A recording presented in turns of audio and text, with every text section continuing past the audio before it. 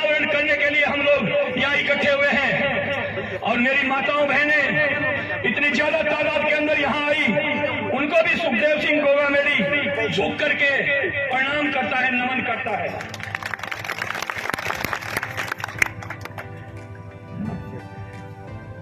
हमारी बहनों को पढ़ाना होगा, लिखाना होगा, राजनीति में आगे लेकर के आना होगा। मेरे दादो साहब, बाबू साहब, मैं कोई समाज का ठेकेदार नहीं हूं, पर समाज का इन रगों के अंदर खून बह रहा है। इसलिए आपसे अपील कर रहा हूं हाथ जोड़ करके कि हमारी बहनों को पढ़ा लिखा करके आप लोग आगे लेकर के आइए, खेलों में आगे लेकर के आइए, राजनीति में आगे लेकर के आइए, पढ़ाई में आगे लेकर के आइए और नौकरियों में इनकी भागीदारी है वो सुनिश्चित करिए। जब मैं ईडब्ल्यूएस की लड़ाई पूरे भारत में लड़ रहा था, जब मुझे पागल कहा करते थे सब, कहते ये गोगामेडी पागल है, खुद मुकदमे खा रहा है, युवाओं पे लगा रहा है, आर्थिक आधार पे आरक्षण जिंदगी में नहीं मिलेगा। हमारे दादो साहब बाबू साहब कहते थे, और 50% से ऊपर तो मिलेगा ही नहीं, सब लोग कहते थे। और हमने हिम्मत नहीं हारी, हमने हिम्मत नहीं हारी।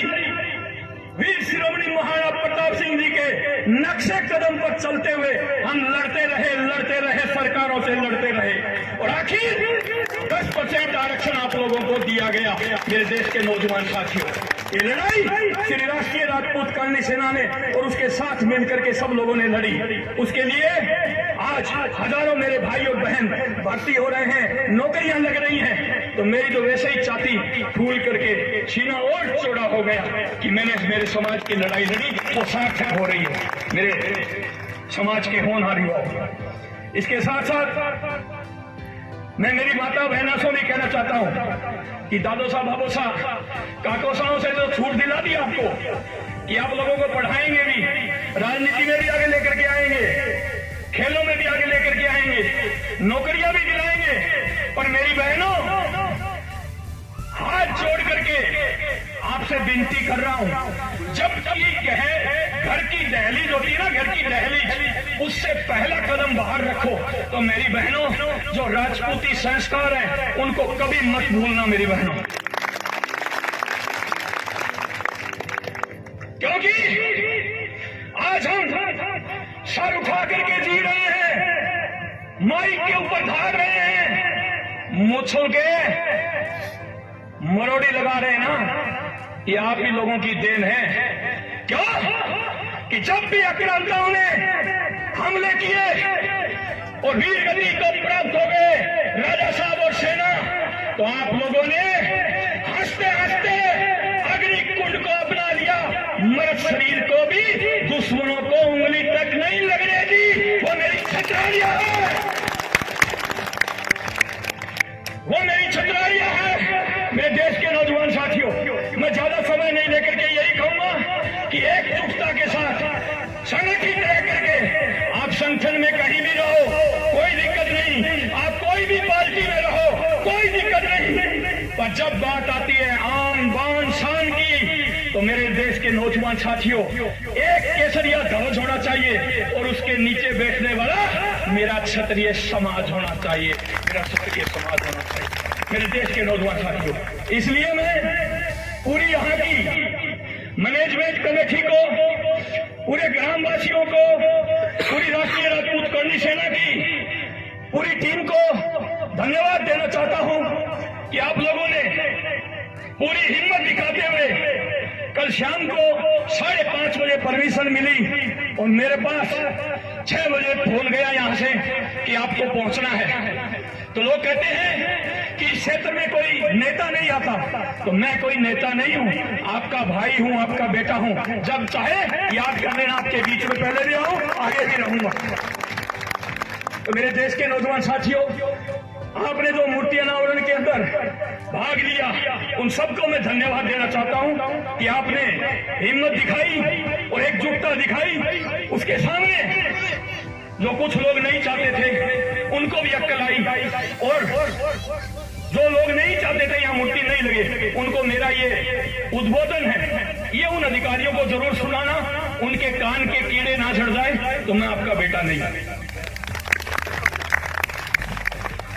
अभी मैं आपको एक घोषणा और कर देता हूं कि मेवाड़ की परम धोरा पर वीर शिरोमणि हिंदू हृदय सम्राट महाराणा प्रताप सिंह जी की राज तिलक स्थली गोगुंदा के जसवंतगढ़ ग्राम पंचायत में 19/5/2023 वीर शिरोमणि महाराणा प्रताप जी की मूर्ति का अनावरण होने जा रहा है 19 मई को, इसी 19 मई को आने वाली को। आप लोग सब आमंत्रित है उसके अंदर।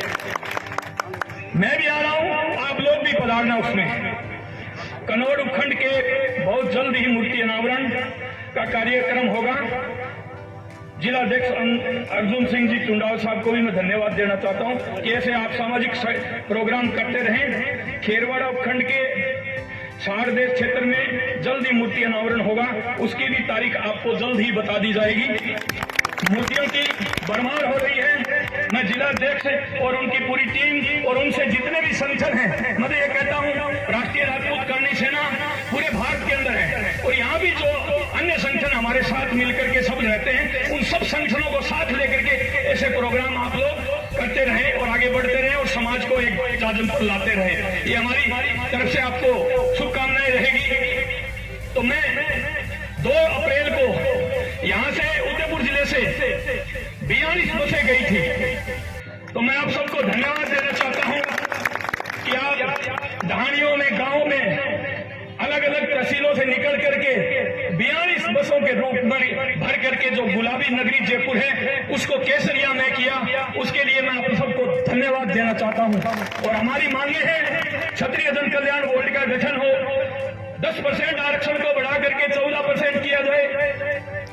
जो ईडब्ल्यूएस धारी है उनको 5 साल की आयु में छूट और शैक्षणिक योग्यता में छूट दी जाए। इसके अलावा यहाँ इस क्षेत्र के अंदर रोस्टर प्रणाली लागू की जाए और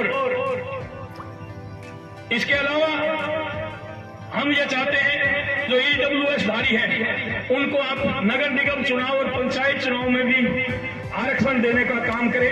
ऐसी हमारी काफी मांगे हैं। केंद्र सरकार से भी हमारी मांगे हैं कि जमीन, मकान, प्लाट की शर्त जो गहलोत साहब ने राजस्थान में हटाई है, इसी तरह पर केंद्र सरकार भी हटाने का काम करे।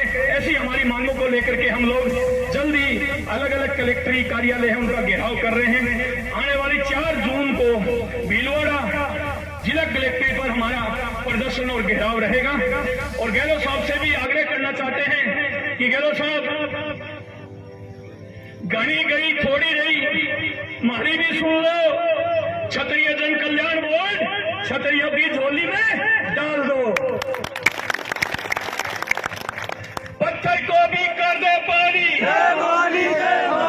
हम सब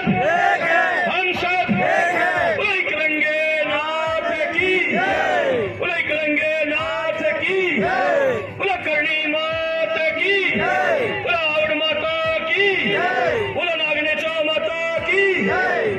तो मेरे देश के नौजवान साथियों, यहाँ सुन रहे हैं मेरे बूढ़े बुजुर्ग और सम्मानित मंच, सबसे कोई अगर गलत शब्द निकल गया हो तो उसके लिए क्षमा चाहता हूँ। और एक ही हमेशा बात रहती है कि हम सब एक हैं और एक रहें। जय माता जी की, जय मां भगवान।